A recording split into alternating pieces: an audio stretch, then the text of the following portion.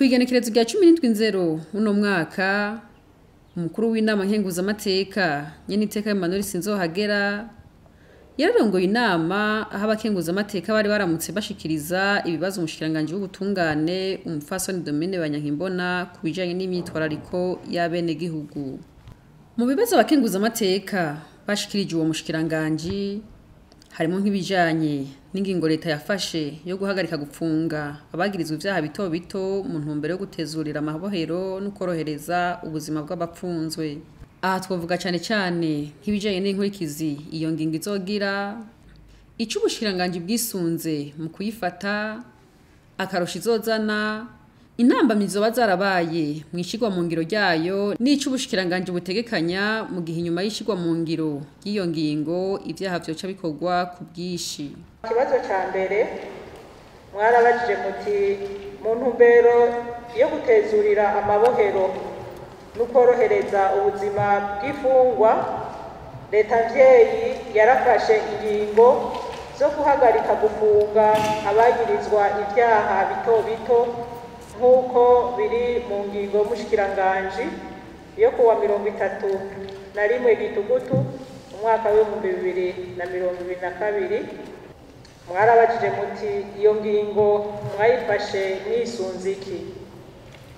Inyishu kuri ico kibazo ca mbere twishe tuvuga tuti iyi ngingo twayifashe twisunze intumbero nyenicubahiro umukuru w'igihugu cacu yahaye urwego rw'ubutungane mu ijambo yashikirije abarundi mu mpera z'umwaka w'2021, akaba kandi adahengeshanya kuvyibutsa aho asaba ko abapfunzwe bakurikiranwa ku vyaha atari ivy'amaraso, gufata abigeme n'abakenyezi ku nguvu canke guhungabanya umutekano w'igihugu, imanza zabo zobandanya bidegemvya.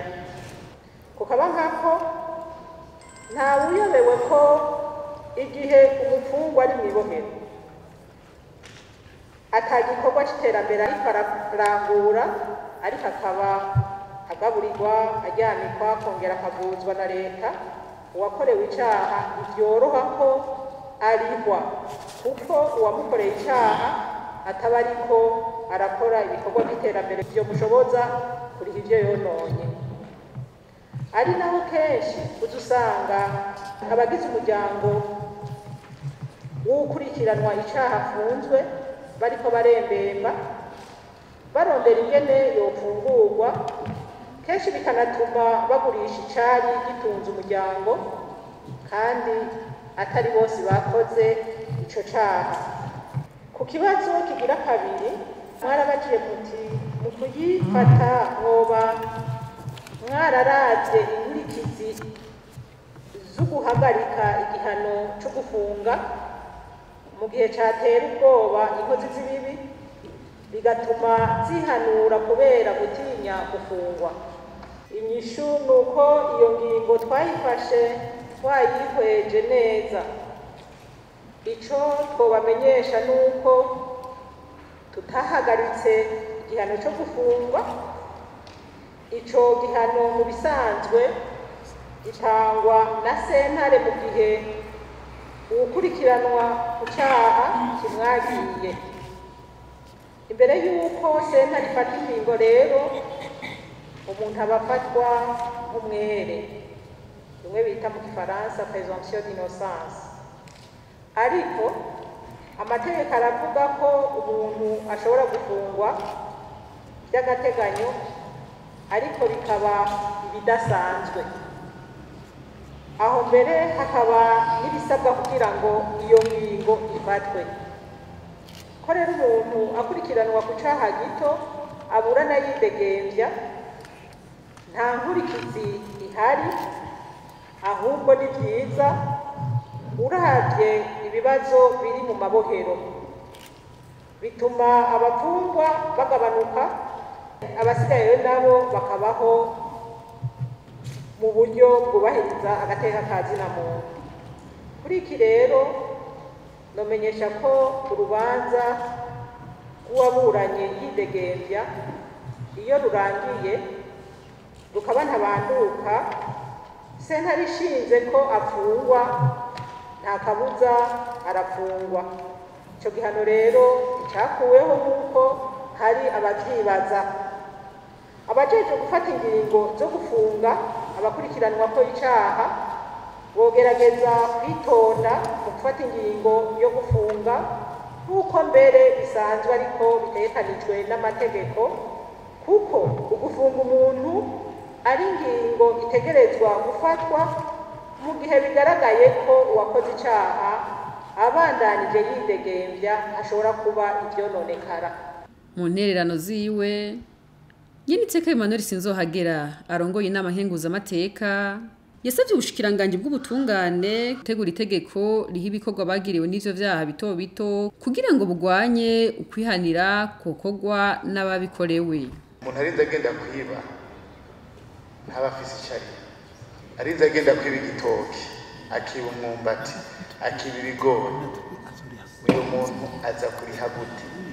Kuko aho hari ikibazo, uyu mu victime ntariko arasubirizwa mu gateka kiwe.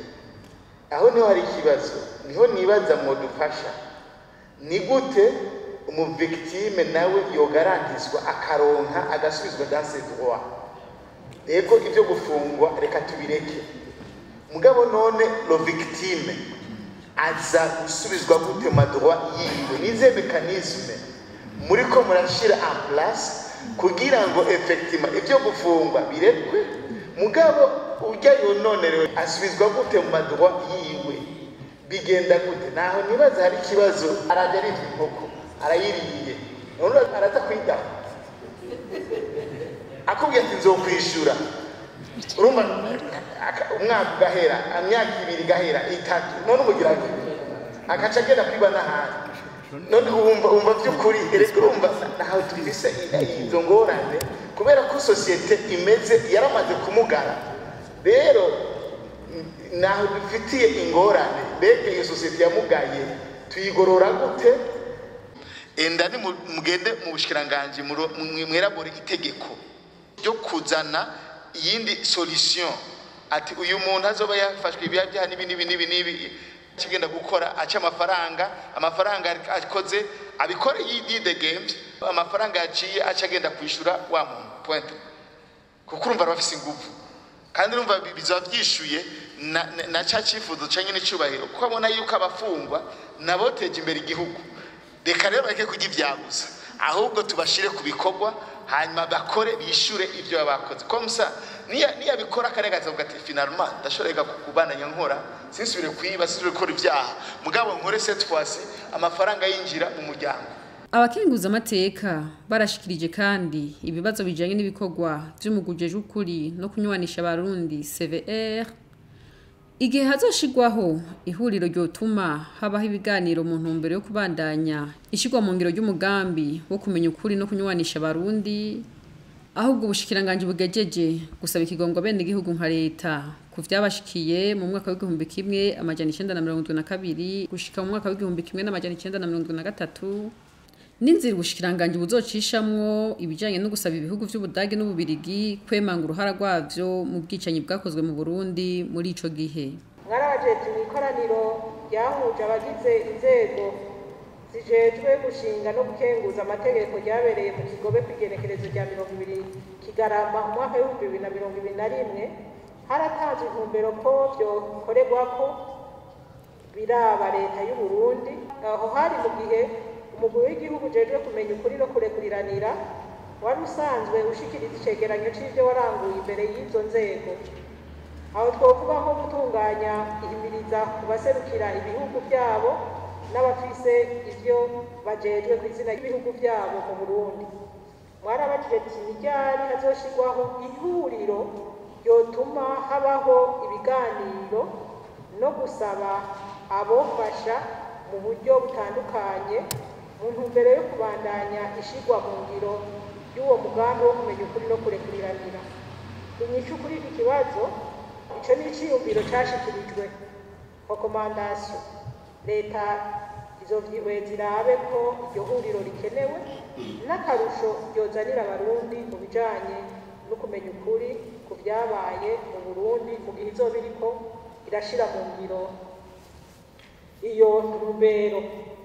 Mugejeje hehe gutegura ibijanye no gusaba ikigongwe abenegihugu nka leta ku vyabashikiye mu mwaka w'igihumbi kimwe amajana icenda na mirongo irindwi na kabiri n'igihumbi kimwe amajana icenda na mirongo irindwi na gatatu, ndetse mukarekurira abasigwa n'uwo wese yakozweko n'ubwo bwicanyi kugandarira no kuganduka ku babo.